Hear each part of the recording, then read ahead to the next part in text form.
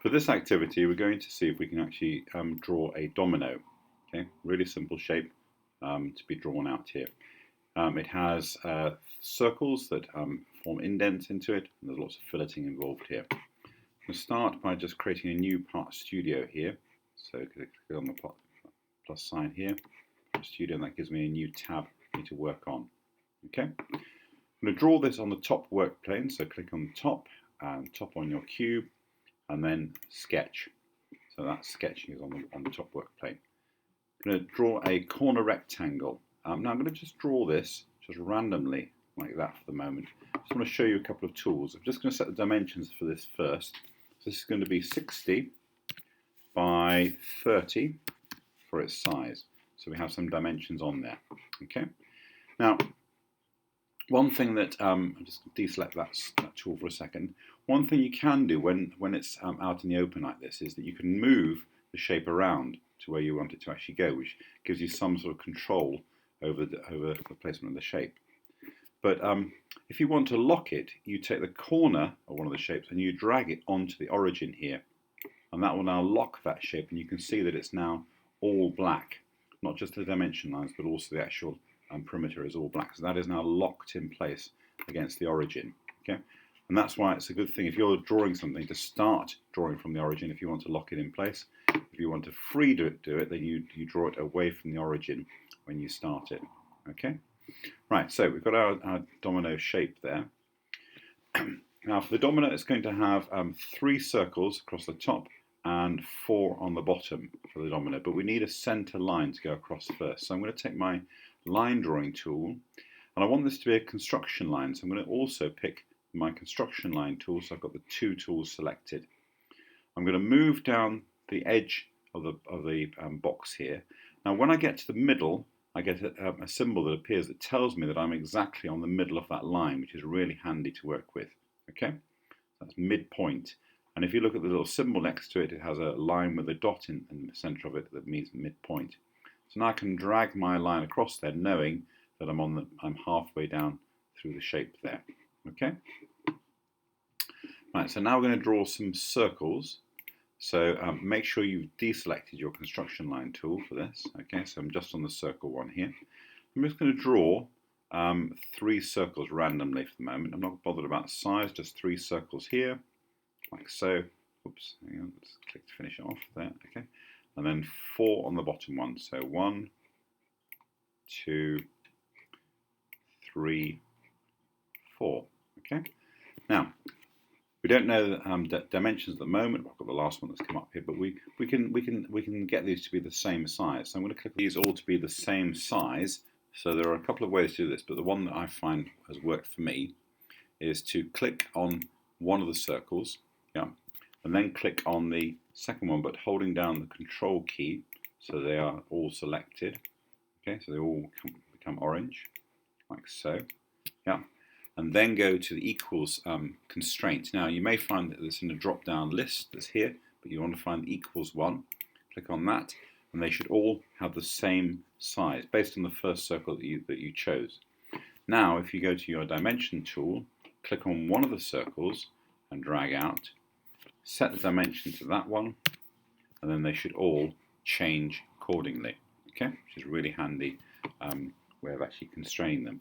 And if we wanted to change that any time, we can go back into that size here. So we wanted to make it 7 millimeters, and they will all change at the same time for us, which is a good way of actually saving a lot of time for you. Okay, next thing, we want to have a construction line that goes across for each of these. So I'm going to use my line drawing tool again, and my construction line tool, and draw a line going across the center, like so, and then another one going across the center here, like so, one going across here, like so, and one going across here, like so. So we have 4 new construction lines put in place there. We're going to use another constraint now. We're going to attach these to the line, our circles. So I'm going to use a coincident constraint, which is this one here. Okay. What we do is we click on the center of the circle and then the line, and the circle should move so it's on the line. So center of the circle, line, and it moves to it. Center of the circle. Now, for this one, it's going to be that line and that line, so that it should move to the exact center there. Okay. The last one, I'm going to click on that center, that line, that center, that line, that center, that line, that center, that line, and that has now constrained those to that line. Okay.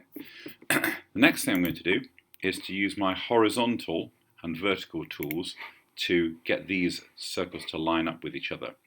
Set the horizontal and vertical elements for this. So we're going to use constraints again from the constraint menu. So we have horizontal and vertical here, or keyboard H or V to be able to access that. So I'm going to start by clicking on the centers of these three circles here. So I'm going to align those vertically. So click on that, click on that one, and then click on that one, and then click on the vertical tool, and they've all lined up vertically for me. Okay.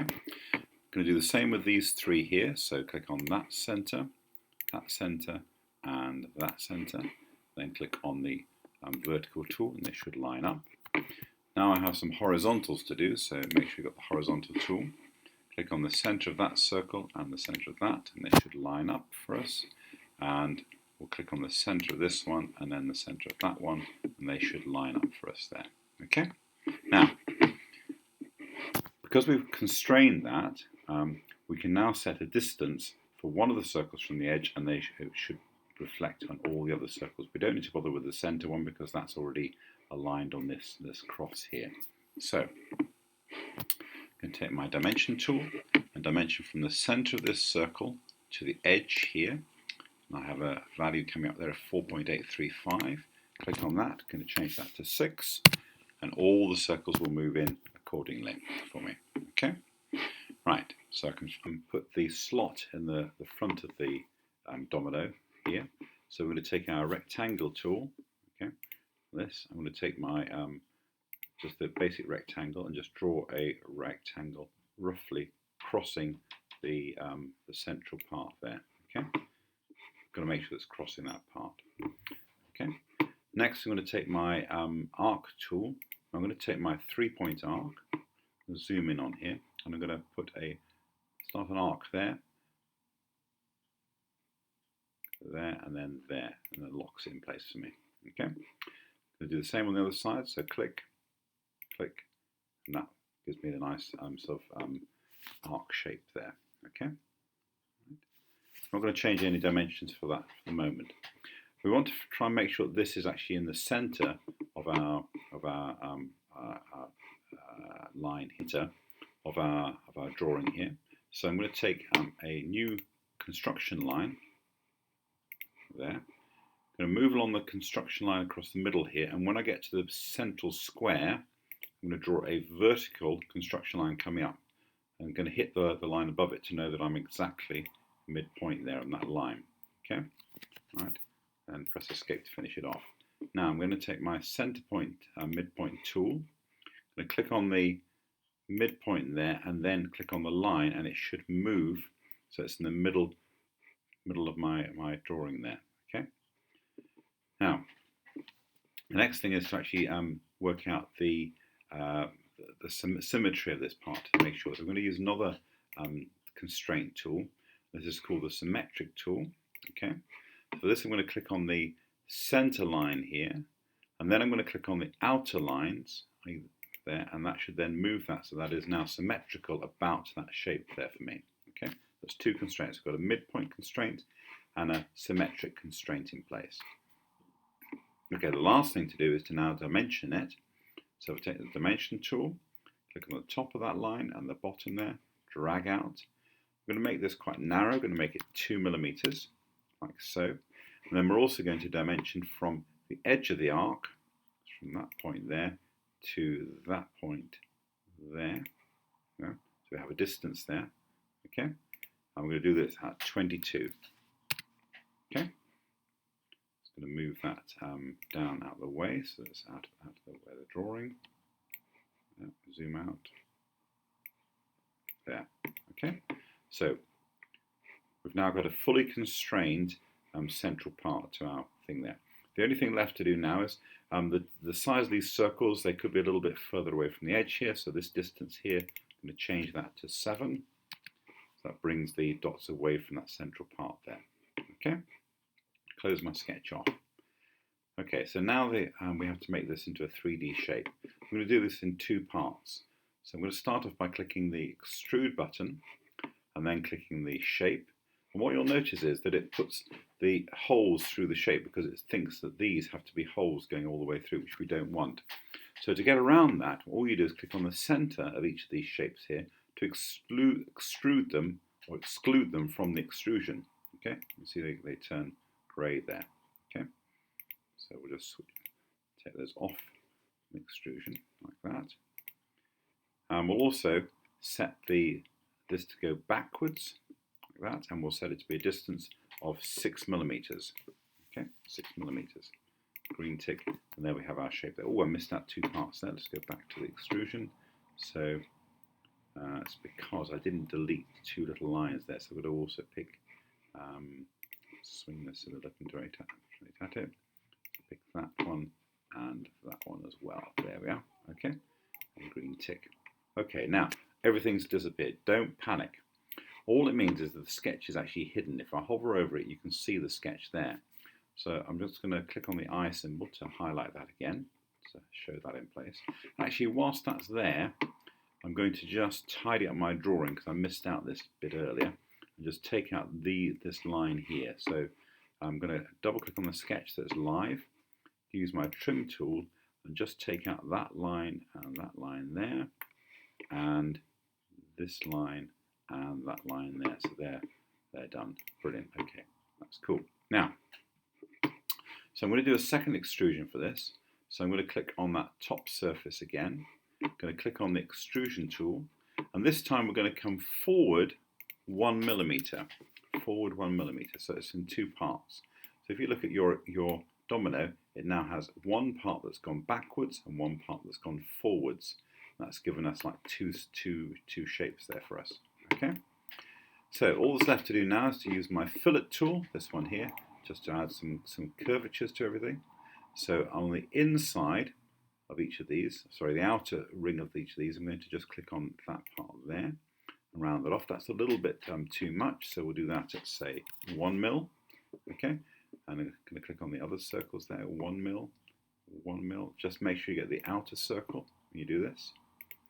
Outer circle, outer circle, outer circle, outer circle. Okay, that looks okay there. Should we do this as well? Yes, we can do this as well. Yeah, that's already done the whole shape there. Maybe 1 mil is a little bit much. Let's put it to 0.5 mil. Yeah, happy with that. Okay, so they're all included as part of that extrusion, that fillet. Then we'll do another fillet to do the edges. We'll do that one, and we'll do this one here, and we'll also do this one here. There we have our domino shape completed. Now you could also fillet around the edge as well. If we want to lose the background part, we'll just click on P, and that just gives us our final shape done there. Okay.